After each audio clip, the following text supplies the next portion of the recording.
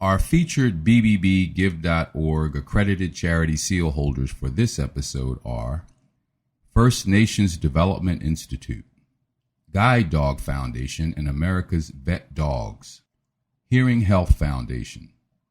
To find out more about these and other BBB Wise Giving Alliance accredited charity seal holders, go to give.org.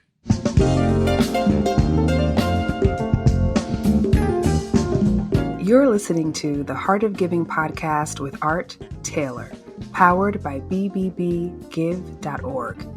Here we explore the motivations that form the basis of giving and service. We inspire generosity and celebrate the transformative effects that giving and service have on the human spirit and on community. The conversations featured on the podcast also uncover giving strategies that educate and provide tools to help listeners make impactful gifts of both their time and money. We hope you enjoy this episode. Welcome to the Heart of Giving podcast, powered by BBBGive.org. Give.org is the nation's standards-based charity evaluator, and it's your one-stop source for information on giving and reports on the most asked about charities. I'm Art Taylor. Today I wanted to share with you the excerpts of a speech I recently delivered at a conference hosted by the Salvation Army. And in this speech, I talk about many things, but what I want to emphasize today are two segments of that speech that are very related to each other and work together to produce better results for nonprofit organizations, I believe. And you'll hear me talk in this speech about impact and how we should think about it, and also collaboration, which I think is critical to actually achieving the kind of impact that makes us all better together.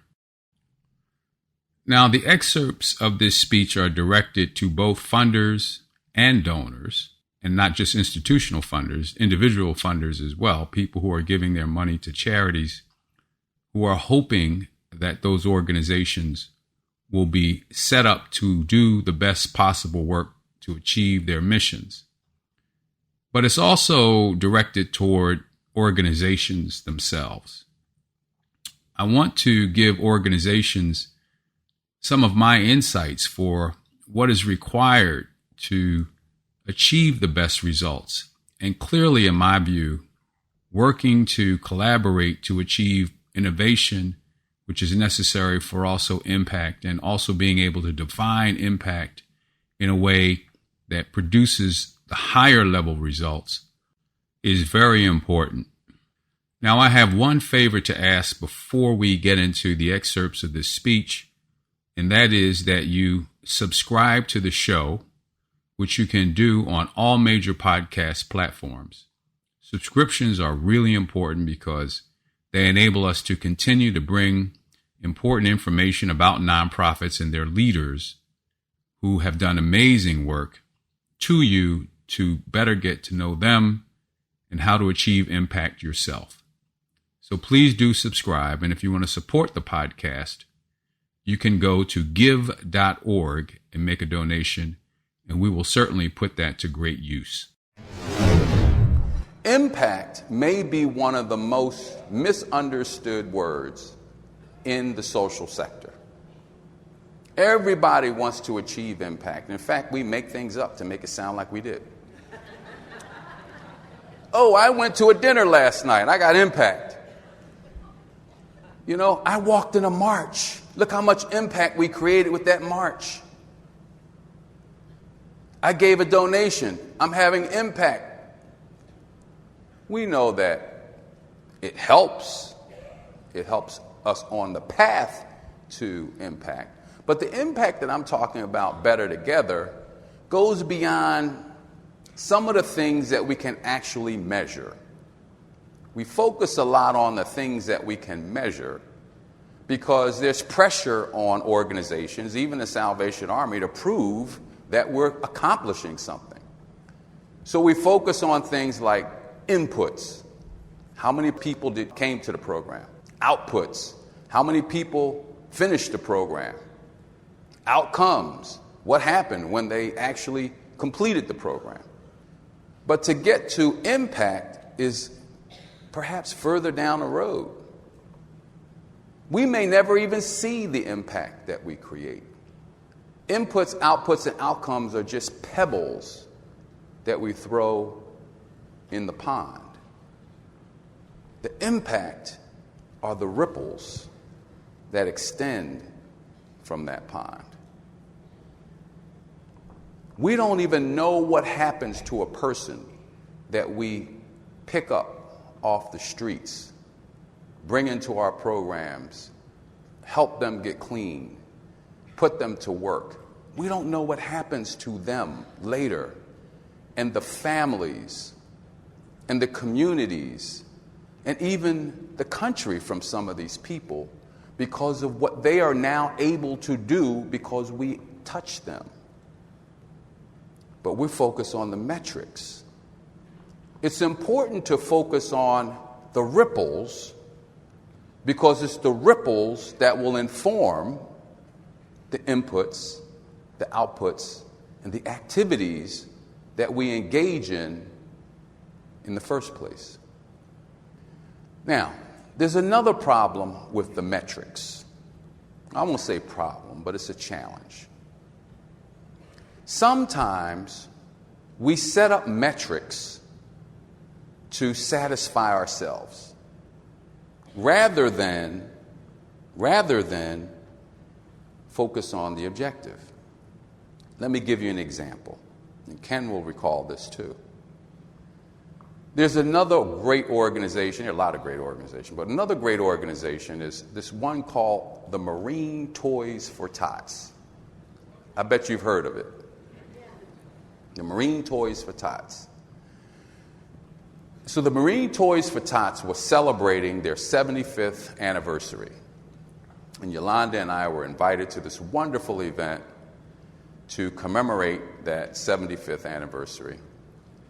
And during that event, the Commandant of the Marines and the Secretary of the Navy stand up and they claim that because of the great work we've done over the last 75 years, we're going to increase the number of people we serve by 15%.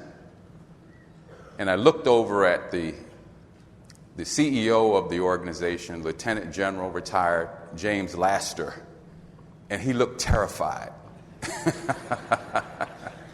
So I go up to Jim after the event and I say, Jim, you all right? He says, this number they throw out at me is a problem. I say, well, let me ask you a question. What would it take to not only achieve that 15%, but meet the needs of every kid who you believe needs your services? And he said that would take probably another 15 million kids. And I said, how about if I brought together some charity leaders to have a conversation about what we could do to not only increase by 15%, but reach that 15 million. See, they're thinking about incremental change rather than solving the problem. 15 million kids is possible because there's a Salvation Army. We bring them in. There's a YMCA. Bring them in. There's a Kaboom that works with kids. Bring them in. There's a Creating Healthier Communities organization. Bring them in. And if we bring them all in, you're all working with youth in some way. Tell me we can't reach the 15 million kids that need that help. Tell me that God won't help us all find a way to reach that 15 million kids. So Ken organizes another meeting, and we get all of these groups together. And now we're working on a way to reach that 15 million kids. But it wouldn't have happened if we were focused on coming back next year and say, look what we did. We got 15% more than we did last year. We had to focus on the need. We had to put that objective out front. And then we could solve the problem. So sometimes these numbers get in the way of what we actually need to do. The second problem with these numbers is that they don't often give us a sense of what the full range of the problem is. And we have to think holistically about meeting the needs of people. Another example is a group called Community Health Charities. Community Health Charities was working when it was called Community Health Charities on getting money to organizations that are doing work in the communities to try to improve health.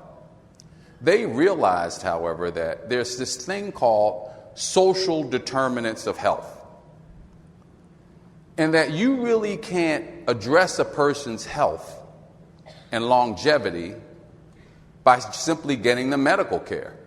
Medical care will give you past a crisis, but you have to look at the collateral issues that people face that restricts them from living healthy lives. And you have to work on that while you're working on some of the things that more classically would have been defined as health. So if you're a social service organization, you have to not only do what you do, but you have to look at the person you're trying to reach holistically if we're going to later on have that ripple expand out and that person live a life of fulfillment and purpose such that they can extend what they're able to do to help others. This, I think, is the opportunity that you have as you think about better together, to rethink the metrics and why they're important and what you're doing with them. Okay? So that's the first one. Impact. Think differently about how you achieve impact and how you go about it. Now we get to collaboration. Now, I'm not going to be able to cover all I want to say about collaboration. It's such an important topic, we don't have enough time. But I'm going to leave you with a few points. First, I want to talk about commoditization. If there are many companies that produce the same product, it doesn't matter who you get it from. It's the same product.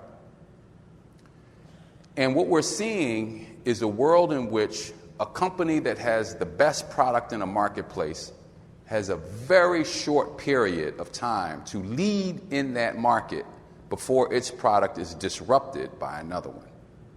That's because we're in a world of rapid change and innovation. So where do charities, which are also being commoditized, by the way, find money to innovate? And you're not only being commoditized by other charities. It's not simply those 60,000 organizations I'm talking about. It's other things like B corporations. We didn't have that 20 years ago. Everybody know what a B corporation is? It's a company that has a mission of social change. A company. It's not a charity.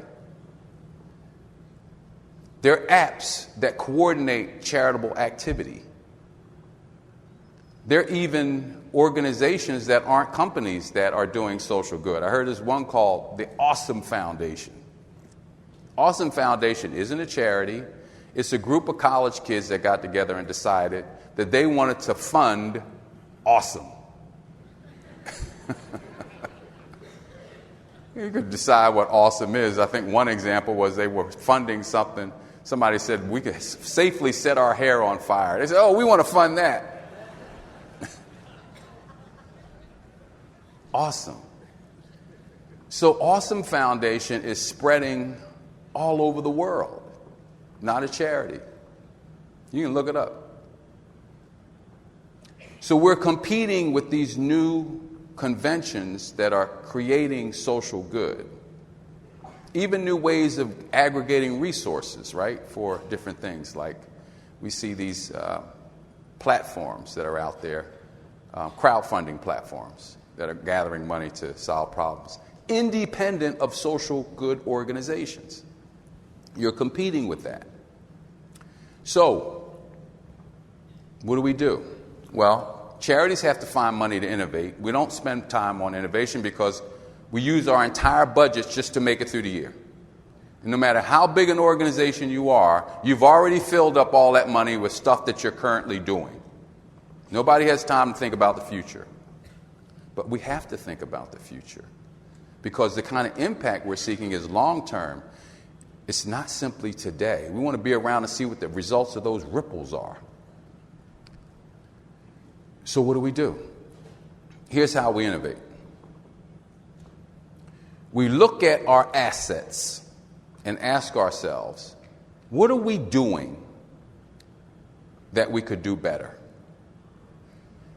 And we ask ourselves, by looking out into the future, what's likely to happen that we don't have a solution for today? And then we begin working with others who have some assets that they could put into play. And we create something new together. See, it's hard to collaborate when everyone's locked into what they're doing.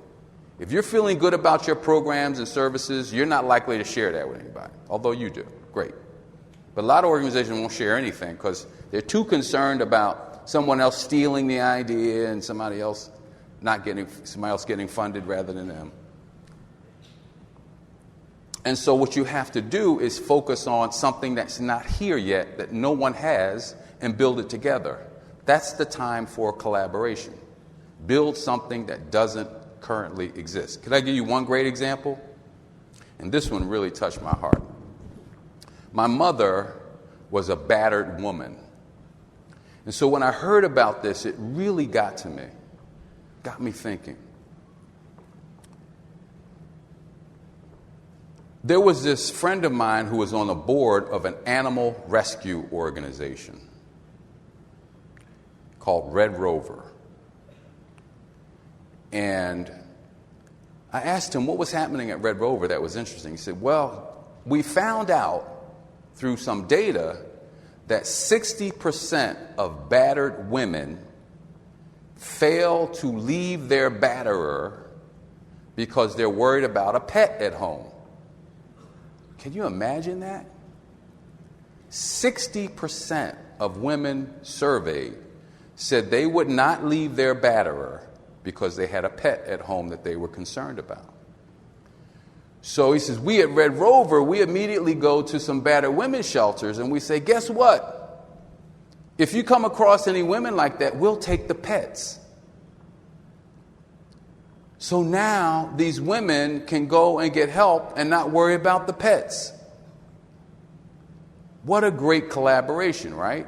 I mean, it's expanding the market of both organizations, right? So the battered women's shelter can take in more women, and the animal shelter has more animals to take care of and maybe get adopted. I began to ask myself, how many possible collaborations like that exist? But what we do is we wait for these kinds of things to become serendipitous. Oh, we just happen to be talking to somebody, like I was talking to Ken and Jim Blaster about what could happen if we work together. We don't build these into our plans. We don't plan for this. And what I'm saying to you is that better together must mean that you build collaboration into what you do. You have to look for it actively. You have to reach out to other organizations and see what's going on in the social landscape and find solutions, potentially, to problems that do not currently exist and some that do exist that you haven't found a new market for. This is how charities innovate, or at least it's a way. Now, if you have billions and billions of dollars that you can just set up an innovation fund for, wonderful. Do it. But the world is coming at us so fast. Things are changing so quickly. The problems that we're facing were problems that we never would have anticipated. We have to find ways to stay ahead of that, and to do it, we have to be able to find ways to innovate. And I think collaboration is a great way for most charities to do it. So as you can see, there is a clear relationship between impact and collaboration. And it's important that we define impact in a way that actually produces the long-term and maybe not so measurable results, but important results nonetheless, and that kind of impact that gets our activities focused in the right way. Thank you for listening to the show, and we'll see you back here next week for another edition of the Heart of Giving podcast. You've just listened to the Heart of Giving podcast with Art Taylor. Be sure to tune in next time for a brand new episode. To listen to our other interviews, visit heartgiving.podbean.com. That's heartgiving.podbean.com. Subscribe to our show on major podcast platforms. The thoughts and opinions expressed on this podcast are the views and opinions of the guests, not those of the BBB Wise Giving Alliance or program affiliates. This podcast is for information and educational purposes only and is copyrighted with all rights reserved. This podcast is protected by Podbean's terms of service.